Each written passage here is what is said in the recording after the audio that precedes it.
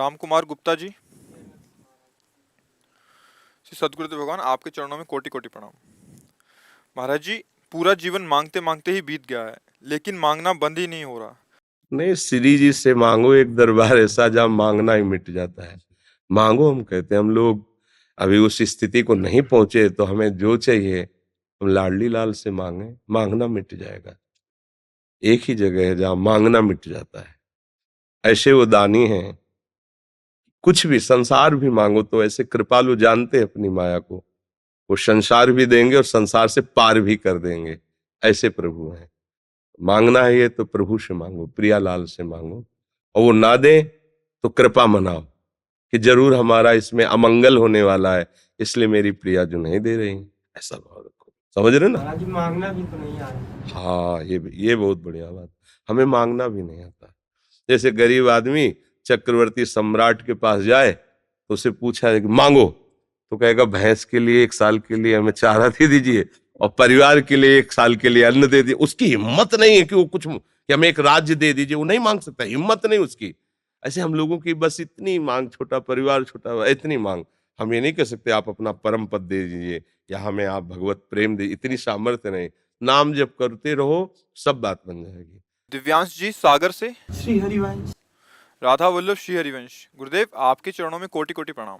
गुरुदेव, मेरा प्रश्न यह है कि मन नाम जप की गति बढ़ाकर ध्यान युक्त लिखित जप में विक्षेप उत्पन्न करके विषयों का चिंतन कराता है। कृपया रूप को प्रकाशित शीघ्र करने हेतु नाम जप की विधि व सावधानी बताने की कृपा करें। कितने दिन हुए नाम अभ्यास करते हुए? है? 3 साल हो गए महाराज जी। कहाँ से नाम जप चलता है? वाचिक। विकंठ से या हृदय से नहीं चलता। अब नाम जप करो और वाचिक करते रहो। जब कंठ से चलने लगेगा, वैखरी, मध्यमा, पश्यंती, परा, 4 वाणी है। अभी तो वैखरी में ही चल रहे हो। नीचे उतरो। जब निष्पाप हृदय हो जाएगा, पाप प्रवृत्तियों का नाश हो जाएगा, तब सच्चिदानंद रूप का प्रकाश नाम करता है। पहले अनर्थ की निवृत्ति करता है, अनर्थ कराने वाली दुर्वासनाओं का नाश, और जिनके द्वारा अनर्थ हो चुका है वो पाप कर्मों का नाश नाम करता है। निष्पाप हृदय में भगवान का प्रकाश होता है। भी समझ पा रहे हो? खूब पहले नाम जप करो, आगे धर्म विरुद्ध आचरण ना हो, ये नियम रखो। क्या होता है, जैसे अपने नाम जप कर रहे हैं पर अपने द्वारा केवल गलत चिंतन ही नहीं होता, गलत आचरण भी होते हैं। अगर गलत आचरण ना हो तो गलत चिंतन तो नष्ट हो जाएगा। नाम जप चल रहा है ना, वो संस्कार नहीं बना पाएगा गलत चिंतन, क्योंकि नाम जप चल रहा है, उसकी परवाह नहीं करनी। पर नाम जप छूट करके या गौड़ होकर जब विषय चिंतन प्रधान होगा तो क्रिया बिना कराए वो रोकेगा नहीं, वो क्रिया कराएगा ही। जब क्रिया होती रहेगी तो नाम जप का प्रभाव दबा रहेगा। फिर आपको लगेगा काफी समय हो गया नाम जप करते हुए, लाभ नहीं मिल रहा। इसलिए जब नाम जप उतरे नीचे, उसका प्रभाव हमारे हृदय में जागृत हो, उस उतरा है नाम, उसका प्रभाव, तद विस्मरणेन परम व्याकुलते थी। नाम का विस्मरण होते एकदम व्याकुलता, जैसे मछली को जल से अलग करो तो तड़पने लगती है, ऐसे भगवत विस्मरण होने पर एकदम आपको असंतुष्टता पैदा होनी चाहिए, व्याकुलता। अभी ऐसा कुछ नहीं है, तो अभी और आराम से जपते रहो, धैर्य पूर्वक जपते रहो। एक भी नाम व्यर्थ नहीं जाने वाला, वो फल दे के ही रहेगा। एक भी नाम, एक बार राधा बोला ना, ये कभी व्यर्थ नहीं जाएगा, ये फल देगा।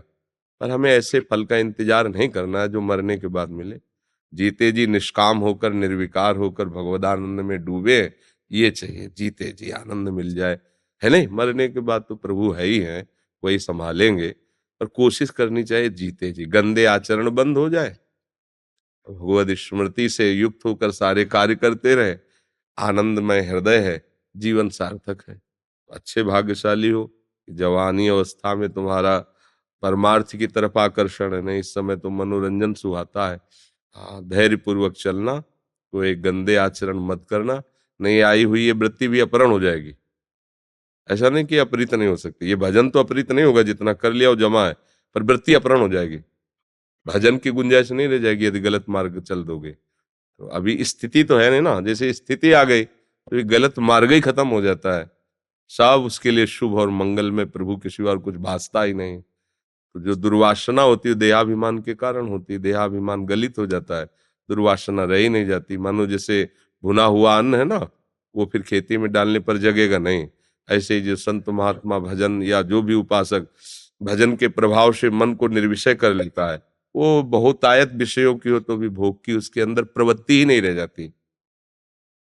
जैसे दाना तो दिखाई देता है साधारण अन्न जैसा है, लेकिन भुन गया है और उसमें जगने की, अंकुर होने की दम नहीं रह गई। ऐसे ही वो महात्मा दिखाई तो देता है मनुष्य शरीर में ही, पर उसमें अब विषय सेवन की प्रवृत्ति ही नहीं रह गई। अब वो विषय पुरुष क्या जाने इस बात को, इसलिए नाम जप करते रहो और श्रद्धा दृढ़ रखो। हो सकता है विपत्ति आ जाए, प्रतिकूलता आ जाए, अपमान बढ़ने लगे, तो ये नहीं सोचना कि नाम जप कर रहे हैं फिर भी ये ऐसा क्यों हो रहा है। वो सफाई हो रही, फटाफट फटाफट झाड़ू लग रही, पोछा लग रहा है, पूरा हृदय साफ किया जा रहा है, भगवान पधारने वाले हैं। तो उसको ये ना सोचे कि प्रतिकूलता आ गई, विपत्ति आ गई, लोग विरोध करने लगे तो भजन का फल हमें लगता है सही नहीं हो रहा, ऐसा लगेगा। आपको छोड़ना नहीं भजन, चाहे जितनी विपत्ति आए। जब कभी किसी की भागवतिक उन्नति होती है तो ये पहले भेजे जाते हैं, या तो भारी अनुकूलता तो उसमें फिसल गया, और या भारी प्रतिकूलता उसमें भयभीत हो गया, ये दोनों से बच के निकल गया, वो आगे बढ़ जाता है। समझ पा रहे? अशोक दास मिश्र जी, गोरखपुर से। हरिवंश, श्री हरिवंश, श्री हरिवंश। महाराज जी सादर प्रणाम, जय सीताराम। महाराज जी, जो श्री राम जी हैं वही श्री कृष्ण जी हैं, किंतु श्री सीता माता और श्री राधा मैया का मूल स्वरूप कृपया समझाने की कृपा करें। एक ही है, चाहे उसे राम को, चाहे सीता को, चाहे श्याम को, चाहे राधा को। समझ रहे ना? वही अपने आप को दो रूपों में करके खेल रहे हैं। रसोया परमानंद एक एव दुधा सदा, श्री राधा कृष्ण रूपाभ्याम तस्यै तस्मै नमो नमः। जब आपका एक प्रश्न का समाधान मिल गया कि जो राम है वही श्याम है, तो जो राम है वही सिया है, जो श्याम है वही राधा है, जो राधा है वही श्याम है, जो सिया है वही राम है। इतना भी अंतर नहीं। लीला के लिए अर्धांग रूप से विराजमान है वही है, दूसरा कोई नहीं। जब तक दूसरा है तब तक संशय है। अब लीला क्षेत्र में उसका विविध रूपों में प्रकट होकर अपने आप से अपने आप में खेलना है। चाहे वो रामलीला हो, चाहे वो कृष्ण लीला हो, वो किसी दूसरे के साथ नहीं खेलते, अपने से अपने आप में खेलते हैं। जहां कहीं भी खेल दिखाई दे रहा है प्रभु का, जो भी खेल, वो अपने आप से में अपने आप से खेलते हैं। दूसरा कोई खेल ही नहीं सकता उनके, दूसरा कोई है ही नहीं, तो क्या खेल है? वही खेल है, वही खिलौना है, वही खिलाड़ी है, उन्हीं का सारा वैभव है, कोई दूसरा नहीं। ये जो भेद वर्णन किए जाते हैं वो रसास्वादन के लिए हैं। जैसे खोए के, एक ही खोए के बहुत सी मिठाइयां बनती हैं, वो रसास्वादन के लिए अलग अलग नाम दिया जाता है। ये दूध की बर्फी, ये मूल में खोया ही है। रसो वैशः रसम हृदयम लब्ध्वा आनंदी भवतु। वो परमात्मा कैसा है? रस स्वरूप है। वेद कहता है रसो वैशः रसम हृदयम लब्ध्वा आनंदी भवतु। जो इस रस को प्राप्त कर लेता है वो आनंद मगन हो जाता है। अब उसकी व्याख्या हमारे रसिक जन करते हैं, रस ही की मूर्ति दो, ये रसिक लाडली लाल, रस ही सो बिलसत रहे, रस भरे नयन विशाल। वो एक ही रस प्रिया और लाल बन गया, दो नहीं। श्री हरिवंश सुरीत सुनाऊं, श्यामा श्याम एक संगाऊं, छिन कबहु न अंतर हुई, प्राण सु एक देह हैं दोई। जैसे सियाराम में दो मन नहीं है, एक मन वाले हैं। प्रेम तत्व कर मम और तोरा, जानत प्रिया एक मन मोरा, सो मन रहत सदा तोय पाही, जान प्रीति रस। प्रियाजू का स्वरूप है अलग दिखाई दे रहा है सियाजू के रूप में, लेकिन प्राण जो राम जी में वो सिया जी में, मन जो राम जी का वो सिया जी का, एक ही है, बस बाहर से देह रूप में दो दिखाए, बस ऐसे ही। अब हम जब अपनी प्रियाजू की बात करेंगे तो सब हटा के बात करेंगे ना, क्योंकि हमारी प्रियाजू है। आप जब सियाजू की बात करोगे तो सब हटा के बात करो, क्योंकि सिंहजू अपनी महारानी है। जिस भाव से जहां उपासना की जाती है, जैसे कोई गणेश उपासक है, गजानन उपासक, अब उसको कुछ और सुनाई देगा, तो एक दंत दयावंत चार भुजाधारी, तो क्योंकि वही है, गणपति ब्रह्म है, दूसरा कोई थोड़ी, कोई शिव। जो जहां जिस भाव में, वो एक ही तत्व है, उसको जैसी जाकी रही भावना जैसी, प्रभु मूरति देखी तिन तैसी, वैसा ही है। तो हमें इस बात में नहीं संशय करना चाहिए, ना सिया राम में भेद है और ना श्यामा श्याम में भेद है। जो श्यामा श्याम वही सिया राम, जो सिया राम वही श्यामा श्याम है। वो अपनी लीला का अलग अलग भक्तों का रसास्वादन करने के लिए विस्तार किए हुए, जो जिस भाव वाला है उसको वैसे अनुभव में आता है। महाराज जी, गायत्री मंत्र का शास्त्रीय नियम आप श्री से और अपने सदगुरुदेव भगवान से भी सुना है। प्रश्न ये है कि कभी कभी लोग तेज आवाज में लाउड स्पीकर से गायत्री मंत्र की अपराध है, गलती नहीं है, अपराध है।